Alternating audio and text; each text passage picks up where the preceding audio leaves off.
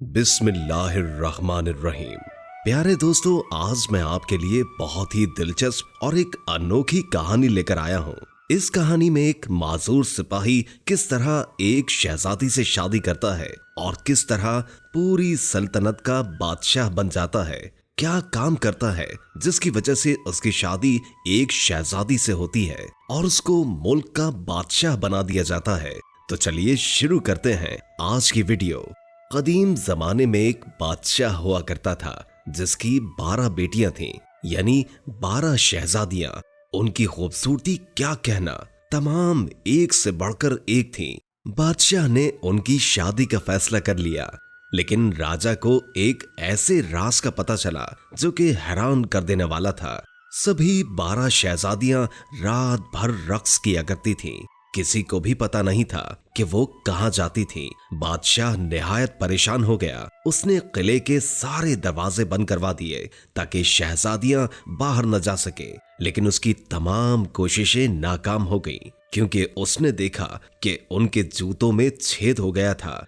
वो परेशान हो गया था कि आखिर माजरा क्या है, और उसने ऐलान किया कि जो कोई भी शहजादियों के रक्स के राज के बारे में बताएगा उसे अपनी पसंदीदा शहजादी से शादी करने का सुनहरा मौका मिलेगा और वो मेरी वफात के बाद बादशाह भी बना दिया जाएगा। और अगर वो 3 रातों में इस राज का पर्दाफाश नहीं कर पाया तो उसे मौत की सजा सुना दी जाएगी। ये खबर रियासत में चारों तरफ फैल गई। एक शहजादा आगे आया जो रक्स के राज का पता लगाना चाहता था। जनाबे आली, मैं आपके पड़ोसी रियासत का शहजादा हूँ और मैं यहाँ शहजादियों के रक्स का राज पता लगाने आया हूँ। बादशाह ने उसका बेहतरीन इस्तकबाल किया। रात का खाना खाकर सैर होने के बाद उसे सोने के लिए एक आलीशान कमरा दे दिया गया। ये कमरा शहजादियों के कमरे के पास ही था। उसका पलंग ऐसे रखा गया कि वो रात भर इन पर नजर रख सके और पता लगाए कि वो रक्स करने के लिए किस जगह पर जाती हैं। शहजादियों के कमरे का दरवाजा खुला रखा गया था। शहजादा अपने कमरे में था, तब 2 शहजादियां आई और उन्होंने इसे शरबत का गिलास नोश फरमाने दिया। शहजादे ने शरबत नोश फरमा लिया और शहजादियों की हरकत पर नजर रखने लगा। कुछ देर वो बैठा रहा, लेकिन उसका सर भारी होने लगा। वो सो गया। फिर सुबह उठते ही देखा कि शहजादियां रक्स करके वापस आ गई थी। ये सिलसिला कुछ और रात बरकरार रहा और चौथे दिन जब फैसले की घड़ी आई तो शहजादे के पास कोई जवाब न था। बादशाह ने बड़ी बेरहमी से इसे मौत की सजा सुनाई। इसके बाद कई लोगों ने अपनी तकदीर आजमाई, मगर वो अपनी कोशिशों में नाकाम रहे और उनको भी बादशाह ने मौत की घाट उतार दिया। बादशाह भी उनको सजाए मौत देकर खुश नहीं था और उसे इस बात का दुख भी था कि कोई भी शहजादियों के रक्स का राज पता नहीं लगा पाया। इस मुल्क में एक सिपाही भी था जो जख्मी हो जाने की वजह से अपना काम छोड़कर वापस आया था। अब उसके पास कोई काम नहीं था और इसलिए वो बादशाह की रियासत की तरफ चल पड़ा। रास्ते में उसे एक ज़ईफा खातून मिली। उसने उसकी मदद की। उस ज़ईफा खातून ने उसका शुक्रिया अदा किया और पूछा, तुम कहाँ जा रहे हो? मुझे पता नहीं, मैं सोच रहा था कि मैं बादशाह के शहर जाऊं उन शहजादियों के लिए। मैं आपका मतलब नहीं समझा। क्या तुम्हें बादशाह के ऐलान के बारे में नहीं पता? वहाँ मैंने सुना है, लेकिन मैं इस मतलब से गया तो मुझे अपनी कीमती जान गंवानी पड़ेगी, जैसे बाकी लोगों ने इस कोशिश में गंवाई थी। तुम बस वो शरबत नहीं पीना जो वो सोने से पहले देती है, सिर्फ सोने का नाटक करना। ये कहकर ज़ईफा खातून ने उसे एक कुशाव दी और कहा कि तुम इसे पहनोगे तो आंखों से ओझल हो जाओगे। ऐसे तुम 12 शहजादियों का पीछा कर सकते हो। सिपाही ज़ईफा खातून का तहे दिल से शुक्रगुजार हुआ और बादशाह के किले की तरफ चल पड़ा। बादशाह ने सिपाही का इस्तकबाल किया और उसकी भी अच्छी खातिरदारी की। फिर शाम ढलते ही सिपाही को भी शहजादियों के पास कमरे में कयाम पजीर होने की जगह दी। कुछ देर के बाद सबसे बड़ी शहजादी सिपाही के कमरे में दाखिल हुई। आओ अजीज शहजादी, हम आपके लिए शरबत लेकर आए हैं, इसे नोश फरमाइए, हम सबको बहुत खुशी होगी। सिपाही काफी ज़हीन था। उसने सारा शरबत पी लिया, लेकिन उसे निगला नहीं, क्योंकि उसने अपनी जबान के नीचे एक स्पंज रखा हुआ था। जैसे ही शहजादी कमरे से बाहर निकली तो उसने स्पंज बाहर निकाला और सोने का नाटक करने लगा। सारी शहजादियां उसे सोता हुआ देखकर खुश हो रही थीं और बाहर रक्स करने के लिए सभी तैयार हो गईं। जैसे ही वो आगे बढ़ी तो सबसे बड़ी शहजादी ने अपने पलंग पर तख्ती मारी, जो झट से जमीन दोज हो गया और फिर एक के बाद एक सारी शहजादियां उस खुफिया जगह से नीचे उतरी।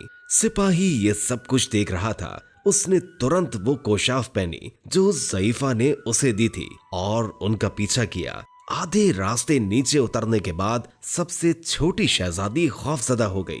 मुझे ऐसा लग रहा है जैसे कोई मेरे साथ चल रहा है, क्योंकि हम अंधेरे में चल रहे हैं, इसीलिए चलो आओ। सिपाही ने उसके कपड़े को थोड़ा खींचा तो वो और खौफजदा हो गई। कोई तो है जिसने मेरे कपड़े खींचे, मुझे तो बहुत खौफ आ रहा है, शायद किसी कील में फंस गया होगा, जल्दी निकालो और चलो। सिपाही मुस्कुराया और शहजादी के साथ चल पड़ा। सभी शहजादियां एक ऐसे हिस्से में पहुंची जिसे वहां का खूबसूरत भाग कहते हैं, जहां पर दरख्तों पर लगी पंखड़ियां चांदी की थीं। सिपाही ने एक पंखड़ी सबूत के तौर पर तोड़ी।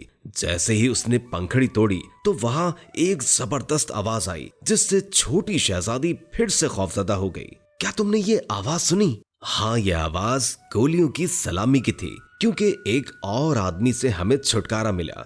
फिर वो सभी आगे बढ़ी उस जगह के एक और हिस्से की तरफ जहां दरख्तों के पत्ते सोने के थे।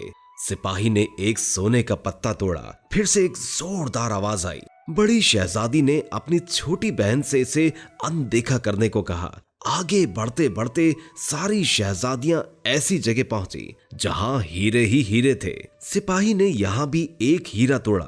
छोटी शहजादी को तब भी कुछ टूटने की आवाज आई। वो फिर खौफजदा हो गई। बहरहाल सभी 12 शहजादियां एक झील के किनारे पहुंची, जहां 12 शहजादे नाव के साथ उनका इंतजार कर रहे थे।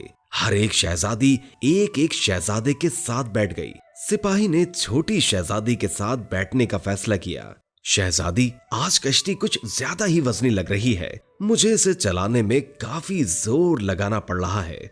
वो तो मुझे पता नहीं, पर मुझे बहुत अच्छा लग रहा है। सभी 12 नाव झील के उस पार पहुंच गई, जहां बहुत आलीशान किला था। तभी 12 जोड़े किले के अंदर दाखिल हुए और साथ में वो सिपाही भी। जैसे ही वो एक आलीशान हॉल में पहुंचे, मौसीकी शुरू हुई। 12 शहजादियां उन 12 शहजादों के साथ शौक से रक्स करने लगी।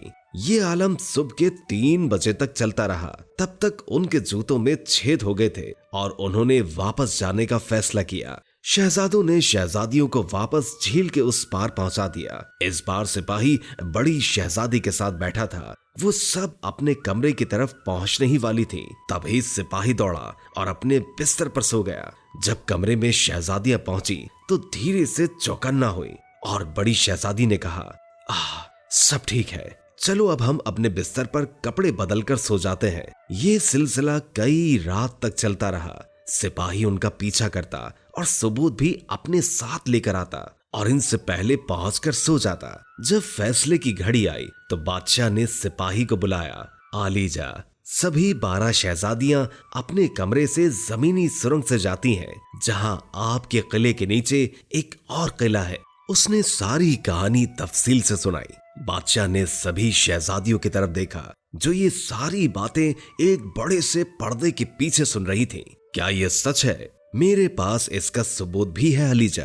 और सिपाही ने बादशाह के सामने चांदी, सोने और हीरे वाले सारे सबूत जो इकट्ठे किए थे रख दिए। शहजादियों ने ये सारी सच्चाई मान ली थी और सारी बातें बादशाह को बताई। बादशाह को भी सच्चाई जानकर खुशी हो रही थी। उसने सिपाही का शुक्रिया अदा किया और इसे खूब नवाजा।